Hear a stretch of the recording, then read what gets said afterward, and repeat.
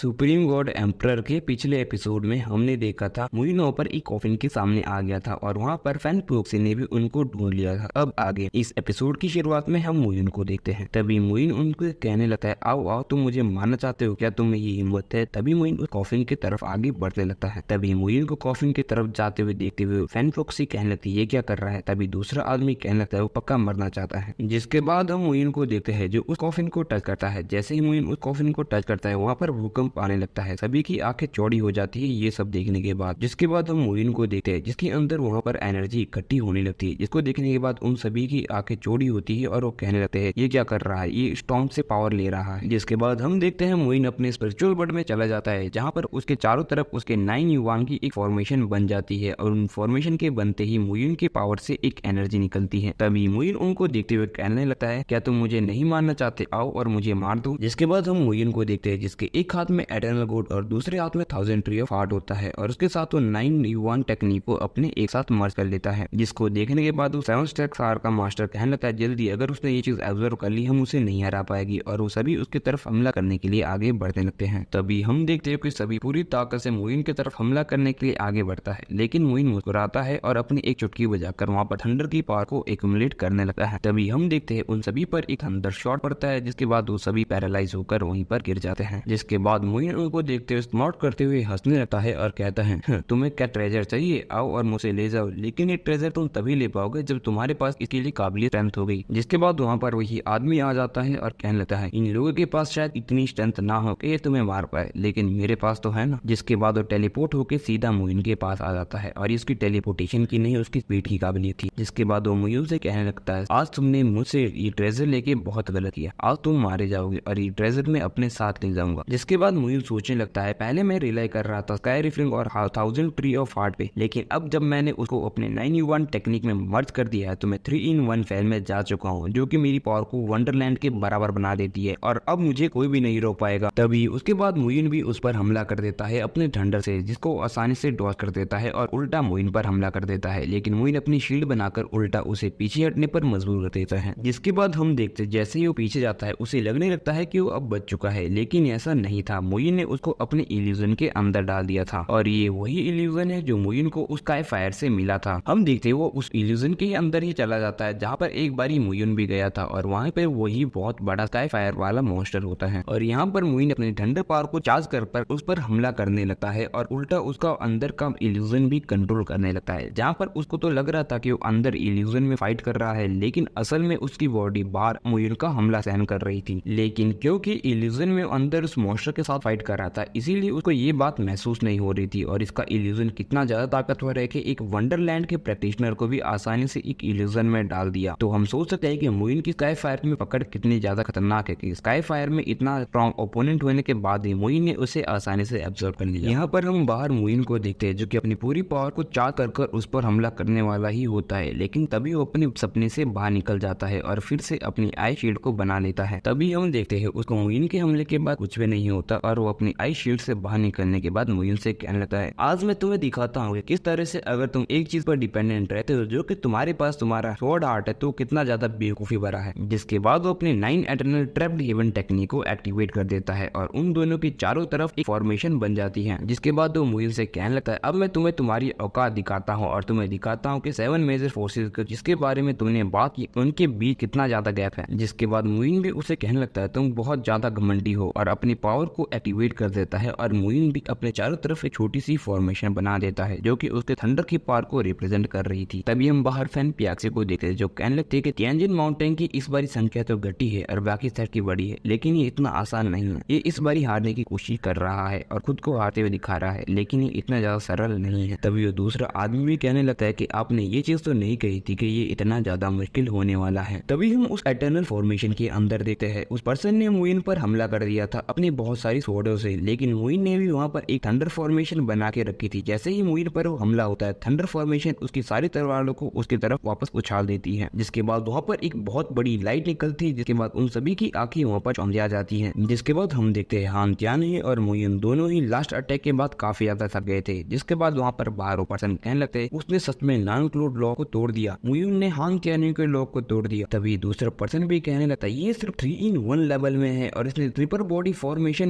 Method को break through कर लिया है, वो भी फेरीलैंड के साथ। ये तो नामुमकिन है, मैं नहीं मान सकता। जिसके बाद हम हांग त्यानो को देखते हैं कि जो वहाँ पर बुरी तरह से कांप रहा होता है और मुयू से कहता है अब तुम मरना चाहते हो और तुम मरोगे, और अपनी पावर को एक्टिवेट करता है। लेकिन हमें वो यहाँ पर अभी भी कमजोर दिखाई दे रहा था।